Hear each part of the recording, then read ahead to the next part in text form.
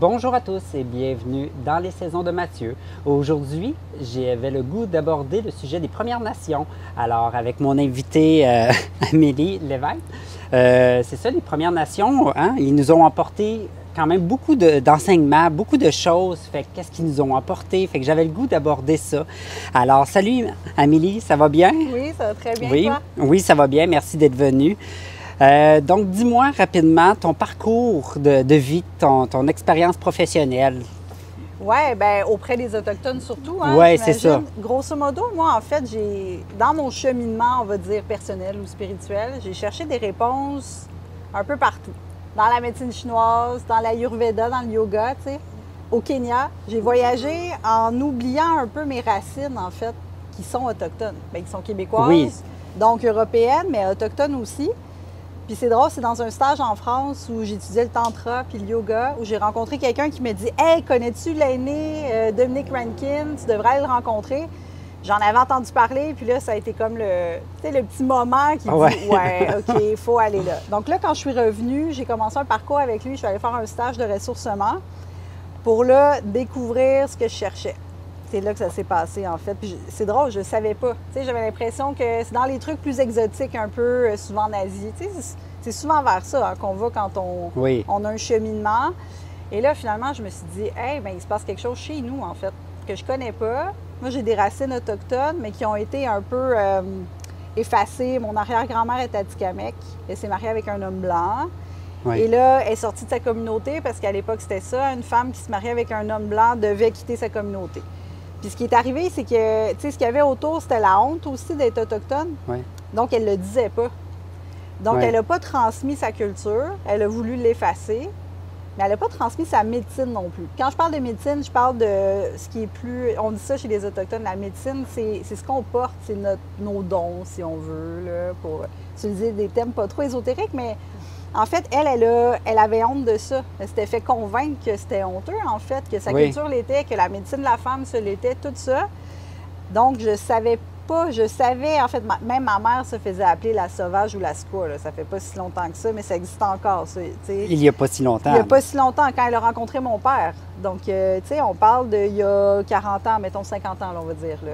OK. Fait que ça existe encore. Puis, donc, toute la honte qu'il y avait alentour, ça a fait qu'on n'a pas transmis cette culture-là qui fait partie de nos racines, ce qui est vraiment dommage, en fait. Oui. Puis c'est en retournant là, c'est en rencontrant Shomis, Dominic Rankin. Shomis, ça veut dire grand-père. Quand OK. on dit, je vais sûrement répéter Shomis souvent, c'est son petit nom affectueux, mais c'est comme ça qu'on dit grand-père aîné aussi, hein, on peut le dire comme ça. Donc là, en allant vers lui, là, j'ai reconnecté avec ma médecine, en fait. OK. Et là, ça, c'était un moment vraiment charnière dans ma vie, dans mon parcours, parce que là, reconnecter avec ma médecine, mais c'est un parcours personnel. C'est-à-dire que moi, je reconnectais avec mes racines, avec ce que je porte comme femme, avec ce que je porte comme guérisseuse, on va dire. Oui. Parce que je suis thérapeute aussi, parce que je m'intéresse aux sagesses ancestrales. Il y avait tout ça, tu sais. Parce qu'on va y revenir tout à l'heure Ouais. par rapport à la médecine avec les Autochtones. Oui, c'est ça. On va C'est pouvoir ça. faire ce lien-là. Fait que, tu sais, chez lui, concrètement, c'est des stages de ressourcement. Fait que là, on reconnecte avec le cercle de parole, qui est un outil, ça aussi, on en reparlera. Oui, on en j'imagine. reparlera. On a ça en commun. Tu sais, déjà, c'est un outil thérapeutique vraiment puissant, ancestral, millénaire, en fait. Ça fait longtemps que c'est pratiqué. Ça fait longtemps que c'est connu à quel point c'est utile, tu sais. Oui. Puis c'est pas un truc qu'en fait on connaît tant que ça, dans le fond. T'sais, à part la thérapie de groupe, mais c'est pas pareil. C'est pas de la thérapie de groupe, mais tu sais, juste le fait de s'exprimer en cercle, d'être accueilli en cercle, on connaît plus vraiment ça. Oui. Après, avec eux, il y a aussi les sweat lodge ou les huttes de sudation que lui appelle Madado. Oui. Mais en fait, pour revenir, en fait, toi, tu es mère de 2 enfants et tu es en train de créer un documentaire qui est sur les Autochtones, que pour toi, tu vas chercher l'expérience chez les Autochtones. Fait que là, oui. En partant de mon parcours. C'est pour ça que c'est intéressant, je pense, d'intégrer mon parcours dans tout ça. C'est ça le fil conducteur. C'est que ma recherche de réponse, en fait, c'est trouvé là. Puis quand on est allé au Kenya, chez les Maasai, là, j'ai découvert, je suis arrivée là, et j'ai découvert à quel point c'était semblable, en fait. À quel point c'était pareil que ce que j'apprenais avec Shomis chez les Anishinaabe ou les Autochtones, tu sais, que j'ai eu la chance de côtoyer, ou j'ai la chance de côtoyer. Là, je me disais, mais c'est fou, là. Là, on est à des milliers de kilomètres, des cultures qui ne savent même pas qu'ils existent entre elles et on parle le même langage. On parle du cœur, on parle d'amour, on parle de respect de soi, Comme de quoi sexe. le fondement humain est similaire, peu importe nos origines, c'est C'est similaire. pareil avec la médecine chinoise. La médecine chinoise plus classique, c'est un peu ça, c'est les mêmes bases. L'Ayurveda, c'est les mêmes bases. Il y a comme des thèmes communs qui reviennent. Et tu te dis, waouh, si ça existe, c'est ça, il y a quelque chose de profondément humain puis universel là-dedans qui fait partie de toutes les branches des sagesses ancestrales, on dirait. Et souvent, je crois que dans ces branches-là, on a vu souvent des cercles. Chez les Autochtones, est-ce que tu peux nous expliquer un peu comment ça se passait? C'est quoi ce que tu sais un peu de la médecine chez les Autochtones? Oui, je pense que ça se passe encore de la même façon. C'est tellement simple, c'est tellement facile, accessible. L'idée, c'est qu'en cercle, tout le monde est égal. Tout le monde a sa place. Déjà, c'est un truc, on n'est pas habitué tant que ça. Oui. C'est apprendre à écouter aussi. Parce qu'en cercle, généralement, quand la personne parle avec un bâton de parole, on va dire, ou avec n'importe quel objet, c'est pas grave. Ça peut être un bâton, mais ça peut être une pierre, ça peut être un toutou, tu prends ce que tu veux, un coussin, n'importe quoi. T'sais. La personne qui parle est vraiment écoutée par tout le monde. Et ça aussi, c'est rare. C'est rare. Quand est-ce qu'on est vraiment écouté et jamais interrompu? On vit pas ça tellement souvent dans la vie. Pas si souvent. T'sais. Donc, il y a ça. Il y a le fait aussi que de laisser parler la personne, c'est vraiment intéressant parce que souvent, on voit la personne, tu sais, elle partage un truc là, qui l'habite, tu sais, qui la fait travailler, qui la fait souffrir. La laisser parler, ça lui permet d'arriver elle-même à ses propres conclusions puis à cheminer juste elle en parlant. C'est fou. Je le vois souvent. C'est vraiment impressionnant. On n'intervient pas, on laisse la personne aller, puis elle-même, du début où elle était en larmes des fois, tranquillement, elle chemine, même en 5 minutes, où elle raconte son truc. Oui. C'est vraiment beau, Mais ça. tu as dû voir vraiment des beaux cheminements chez des gens que tu as accompagnés dans des cercles comme ça, qui ont partagé leur vécu. Fait que tout ça, tu sais, les Premières Nations le faisaient. Toi, tu le refais aussi. Ouais. C'est quelque chose. Je crois aussi qu'il y avait la hutte de sudation, je crois. Oui. Ça fait partie des parcours parce qu'en fait, c'est un lieu. À la base, la hutte de sudation a été inventée pour les hommes parce que la médecine du féminin, de la femme, c'est comme si on avait déjà notre médecine en nous avec notre cycle menstruel, avec nos lunes, le fait de porter un enfant ou pas. Parce qu'on a un utérus puis on porte l'énergie de la Terre, on a déjà cette médecine-là. OK. En fait, il y a très longtemps, ça a été pensé pour les hommes, pour les guerriers, si on veut, pour qu'ils aient la chance d'avoir accès à notre médecine. Donc, au début, les femmes n'allaient pas dans la hutte, pas parce qu'elles étaient exclues, elles n'avaient pas besoin. Fait qu'encore aujourd'hui, les femmes, quand elles ont leur lune, elles ne vont pas dans la hutte. OK. Parce que c'est trop puissant. C'est comme si on l'avait déjà en nous, fait que tu ne vas pas chercher ça. En plus, ça fait trop. Ouais. C'est intéressant parce que, de notre point de vue actuel, on pourrait avoir l'impression que c'est un peu macho, tu sais. C'est le contraire, en fait. Ouais. C'est la médecine du féminin. La c'est médecine comme si on est là, l'a déjà. Donc, fait que, il y a quelque chose, ancestralement, c'était comme connu que les hommes, ils sont les protecteurs de la médecine du féminin. Parce que c'est la Terre, en fait. C'est de ça dont on parle. C'est ça. Mais là, toi, tu travailles avec, tout à l'heure, tu l'as nommé, c'est le chef des... Oui, Shomis Dominique Rankin, Shomis. qui est en fait, c'est le dernier homme médecine, chef héréditaire. Donc, lui, il est dans une lignée, en fait. Puis pour l'instant, il n'y a personne qui le suit dans sa lignée. C'est probablement le dernier qu'on a au Québec. OK. C'est un homme médecine. Donc, lui, il n'est pas élu. Il n'y a personne qui a décidé qu'il le devenait. C'est qu'il a été comme une prophétie, si on veut. Il a été reconnu comme étant un leader héréditaire. Donc, Donc, lui, il offre des stages. Puis lui, en fait, il veut travailler à la réconciliation beaucoup entre les Allochtones et les Autochtones, mais entre les Autochtones entre eux, mais surtout en partant de soi-même. C'est ça qui promouvoit, en fait. C'est un peu fais la paix en toi, puis après, tu vas pouvoir faire la paix dans le monde. Prends soin de toi, tu vas prendre soin de la Terre. C'est vraiment ça le ça fond serait de un son grand enseignement. message envoyé à tous. Mais tellement, c'est ça. Puis j'ai l'impression qu'une fois qu'on a compris ça, bien, tout est possible, surtout. C'est très beau, là. Ça veut dire que tout le monde a son pouvoir aussi. C'est ça qui est dans le cercle aussi. Tu sais, tout le monde a le pouvoir d'avancer, de cheminer. Tu n'as pas besoin des autres nécessairement. Tu as besoin des autres parce qu'il faut connecter. Oui. Mais tu n'as pas besoin d'être sauvé par quelqu'un d'autre. Si tu reprends ton pouvoir, il y a ça comme enseignement de base aussi, je trouve. Oui, puis en fait, toi, tu es aussi acupuncture. Donc, toi, le fait d'être acupuncture, ça revient aussi à une médecine très près des Premières Nations, où est-ce que c'était à l'écoute On peut faire des parallèles, oui. La médecine chinoise classique, ça part des 5 éléments, ce qui fait que ça part de la nature, en fait. Il y a plein de choses qu'on explique dans le corps par la nature.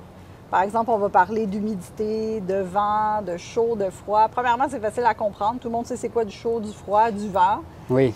Ça simplifie, puis c'est l'idée que l'humain, on dit que c'est un microcosme dans un macrocosme, puis ça, c'est pareil chez les Autochtones, en fait. OK. Donc, c'est vraiment l'idée que ça se passe pareil dans le corps que dans l'univers ou sur la Terre, tu sais. Donc, les parallèles sont faciles à faire, puis c'est là qu'on voit comment se rééquilibrer, comment traiter un humain. Mais comment prendre soin de la Terre aussi, ultimement. C'est le même enseignement de base aussi. C'est le même enseignement, oui. Je le crois, tu sais. Je fréquente, en fait, les spas. Fait que le chaud, le froid, j'y vais souvent. Je me reconnecte à mes sources. Ouais. Fait que c'est pas si loin que ça. Ça fait partie de la médecine des Premières Nations qui est quand même là, d'être à cette écoute-là. Et puis, ça serait quoi, toi, tes futurs projets là, qui s'en viennent en ce moment? Bien, c'est de continuer à m'impliquer à Kinawat avec Dominic Rankin. Maintenant, on accueille des stages de jeunes autochtones et d'adultes autochtones. OK. Donc, il y a des stages pour allochtones qui servent, si on veut, à financer l'accueil des Autochtones. Parce que l'idée derrière ça, c'est que les Autochtones puissent se reconnecter à leur culture, à leur sagesse ancestrale. À leur sagesse, oui. C'est oui, c'est de la faire connaître aux autres, aux allochtones, ce qui est louable. Puis ça, en fait, c'est un peu le chemin aussi pour que les Autochtones puissent reconnecter avec les sagesses. Ce week-end, j'étais avec des jeunes Autochtones. Pour certains, il y en avait qui n'avaient jamais fait de hutte de sudation. Il y en avait qui n'avaient jamais vu une coiffe. Tu sais, Chaumis porte sa coiffe. Il y a vraiment une coiffe comme on voit dans les films, l'image. Il y en avait plein qui n'avaient jamais vu ça. C'est quand même impressionnant. Moi, ça fait des années que je le côtoie, puis je le connais, ça, je le vois. Puis les jeunes qui le découvraient, en fait, c'était nouveau pour eux. Puis c'était super touchant parce que c'est vrai qu'eux, ils l'ont dans leur gène, on dirait. C'était pas long. Tu sais, ils ne savaient pas, mais c'est comme si les trucs se réactivaient. En 4 jours, je les ai vus se transformer, là, puis reconnecter avec leurs ancêtres. C'est super beau de voir ça. Comme quoi, c'est important de voyager, d'aller voir, tu sais, qu'est-ce qui nous parle autour, que ce soit avec les Kenya, que ce soit avec nos origines, ou à quel point ça peut soigner des parties de nous, en fait, profondes. Oui, tout à fait. Oui. Ouais. Et puis, dans le fond, toi, y a-tu des projets où est-ce que tu verrais l'avenir des Autochtones ou comment? Bien, moi, c'est sûr que la perspective que j'ai, c'est via Kinawat parce qu'il y a vraiment quelque chose là qui se passe qui est nouveau. C'est que quand eux, ils parlent de réconciliation, ils essaient vraiment de regrouper des aînés. Là, on me disait qu'en ce moment, on n'écoute plus les aînés. Fait que, mettons, dans les conseils de bande, avant, l'aîné était toujours présent. Ouais. Là, c'est moins le cas. Après, moi, je vis pas en communauté. Fait que je peux pas dire que je connais leur réalité, mais à ce que j'entends, c'est ça l'histoire, c'est les aînés, c'est les sages, en fait, et là, ils sont moins entendus, ils sont moins écoutés. Puis pourtant, je pense qu'on a tous besoin d'écouter. Pareil avec les aînés québécois, blancs au Québec, on les écoute plus vraiment, on les met de côté, puis là, ben c'est ça, on perd leur sagesse. Je crois qu'il y a quelques personnes qui vont aimer entendre ça, qu'on devrait écouter les aînés. Mais avec raison, c'est vrai, c'est une drôle d'affaire qu'on fasse ça. Mais je pense qu'on en a besoin. Il me semble, j'aimerais savoir une grand-mère qui me donne des conseils. Je suis sûre que ce serait utile. C'est sûr que ça serait utile. Parfait. Puis comment on peut faire pour te rejoindre ou te suivre parce que tu faisais un documentaire? Est-ce qu'il y a des dates de sortie? Est-ce que tu es... On n'est pas encore là. On commence justement à tourner là, dans les prochains jours des entrevues préliminaires qu'on va utiliser aussi pour un événement qu'on met en place aussi le 21 septembre, la journée de la réconciliation. On organise ça dans les Laurentides à la Conception. OK. Via Kinawat, justement. Puis c'est justement ça. C'est que là, on va mettre en place un conseil des sages, des aînés qui se regroupent, qui vont parler du futur, qui vont parler des préoccupations des jeunes. Qu'est-ce qu'ils veulent, les jeunes? De quoi ils ont besoin? Tu sais, on parle de 7 générations, des générations futures, des générations d'avant. Ouais. Fait que c'est un peu ce mélange-là. Rapidement, si je te demande à toi, qu'est-ce que tu verrais pour ces jeunes-là? Rapidement, avec ton expérience que tu vois. Mais qui reconnectent avec la sagesse de leurs ancêtres. De leurs ancêtres. Moi, j'ai l'impression que nos préoccupations écologiques, sont là les réponses. On parle de le moratoire sur les caribous là, en ce moment. C'est un bon exemple.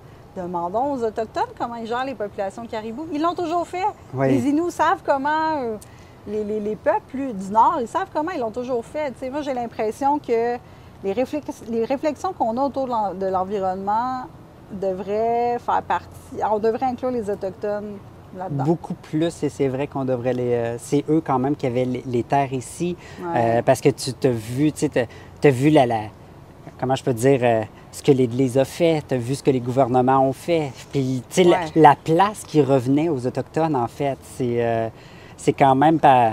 Ouais. C'est particulier, puis j'ai conscience que ça le fait mal dans beaucoup de communautés parmi les c'est ça. Autochtones. Donc, C'est ça, puis il faut parler de guérison, de leur guérison. Tu sais, on parle de vérité et de réconciliation, on est encore là-dedans. On est encore en mode vérité, je pense, sortir la vérité. sortir la vérité, puis vraiment réconcilier avec, justement, par des cercles, par des huttes de sudation, par de la médecine plus douce, en fait. Peut-être, à leur façon, en tout cas, qu'on Ouais. arrête, en tout cas, ça c'est mon avis à moi, mais qu'on arrête de leur montrer comment faire. Tu sais, de leur dire quoi faire. Peut-être qu'ils ont déjà ça. Peut-être que leurs anciens, ils savent comment guérir, en fait, à leur façon. À leur façon. Je pense que c'est ça l'idée. Fait que s'ils reconnectent à ces sagesses-là, bien, ils ont peut-être ce qu'il faut pour aller mieux aussi. Et dis-moi, Amélie, tu portes un petit carré jaune ici. C'est quoi la signification de ce petit carré-là? Là, je vois que tu l'as aussi dans ton petit pamphlet. Tu peux peut-être le lire ou me l'expliquer? Oui, absolument. Je vais t'en donner un, en fait, pour que tu puisses le porter, parce que c'est les hommes, idéalement, qui devraient le porter. En fait, c'est de la peau d'orignal, pour que tu saches. OK. Fait que c'est la campagne Moose Ride Campaign, en fait. À la base, c'est en anglais, mais là, je vais vous lire en français, puisque c'est plus d'adon. Fait que la campagne Moose Ride est un mouvement populaire regroupant les hommes et les garçons autochtones et allochtones qui s'opposent publiquement à la violence faite à l'égard des femmes et des enfants. C'est pour ça que je dis que normalement, c'est les hommes qui devraient le porter, mais on peut le porter aussi en tant que femme. Parce que porter cette épinglette témoigne de votre engagement à honorer, respecter et protéger les femmes et les enfants de votre entourage et de travailler avec d'autres hommes et garçons afin de mettre fin à la violence à l'égard des femmes et des enfants. Donc là, vous pouvez aider à diffuser la campagne Moose Ride en partageant avec votre famille, vos communautés, vos organisations, ce petit carré-là, avec ce petit carton-là, en fait, qui donne cette information-là. Et voilà. Donc, c'est l'idée que les hommes et les garçons soient conscientisés à protéger les femmes. À protéger les femmes. Ouais. Ouais, c'est bien. Voilà. Tu peux t'en faire un porte-étendard maintenant. Merci. Fait qu'on va donner le lien justement dans la vidéo en dessous. Merci beaucoup. Miigwech. Tu fais partie d'un parti, en fait, qui va... Ça s'appelle Va vers soi? Va vers toi, oui. Va vers toi. Oui, il y a un documentaire. À la base, ça part d'un documentaire qui s'appelle Va vers toi, où il y a justement Chaumis et sa femme Marie-Josée Tardif qui sont dedans. Je suis allée au lancement du documentaire. Puis à la fin, le producteur, c'est un couple, en fait, qui a fait ce documentaire-là. C'est deux documentaristes super inspirants. Et à la fin, Guillaume Tremblay dit « Moi, j'ai un rêve fou. Depuis toujours, j'ai envie de fonder un parti politique. » Je suis un peu partie à rire en l'entendant, comme tout le monde fait. Oui. Puis à la fin, je me suis dit « Il y a quelque chose là quand même. » Oui, parce que c'est quand même connu, je crois, cette page-là. Bien, on est un vrai parti politique. En fait, on est enregistré à Élections Québec. On va être sur les bulletins de vote aux prochaines élections. C'est pas un parti de pouvoir, là. Franchement, c'est un parti d'idées. C'est un parti philosophique, si on veut. L'idée, c'est d'être un incubateur d'idées, peut-être. OK. Je pourrais le dire comme ça, ou qu'on soit un lieu où les gens qui ne se sentent pas représentés par la politique, par les différents partis, aient un lieu de rencontre où on peut partager nos idées, en fait. Et avec cette idée-là, d'aller vers soi. Fait avec l'idée de reprendre son pouvoir. Fait quand ça va pas, au lieu de se dire c'est la faute du gouvernement, c'est la faute du système de santé, c'est la faute du système de l'éducation parce qu'il est tout croche, par exemple, là, ce qu'on peut entendre régulièrement. Ce qu'on entend régulièrement, oui. L'idée, c'est de se dire, OK, mais moi, qu'est-ce que je peux faire? Fait que ça revient à la proposition des Autochtones, par exemple, ou des peuples premiers, de se dire, mais si tu veux aller mieux, commence par toi. Si on veut que la Terre aille mieux, on commence par soi. C'est ça qu'il y a en dessous, en fait. Ouais. Puis, à quel endroit qu'on peut trouver des informations par rapport à toi? Est-ce que tu es sur Facebook, Instagram ou quelque chose? Ben oui, un peu. Là. Je ne suis pas très réseaux sociaux, mais j'ai une clinique aussi, Bavana la clinique, où je suis acupuncteur et copropriétaire. C'est là que j'offre mes soins principalement. Oui. Où je vais offrir des cercles à partir de l'automne aussi pour que les gens aient accès à cette médecine-là aussi. Et sinon, via le parti politique Va vers toi aussi. Ce Kinawat, je ne suis pas directement sur le site de Kinawat, mais l'information dont on parlait tout à l'heure est là aussi. Alors, merci. Merci de ton partage. Je vais te répondre Miigwech parce que c'est merci en Anishinaabe Miigwech. Alors, merci à tous de nous avoir suivis. Et puis, on se retrouve pour une prochaine émission le mois prochain. Merci beaucoup.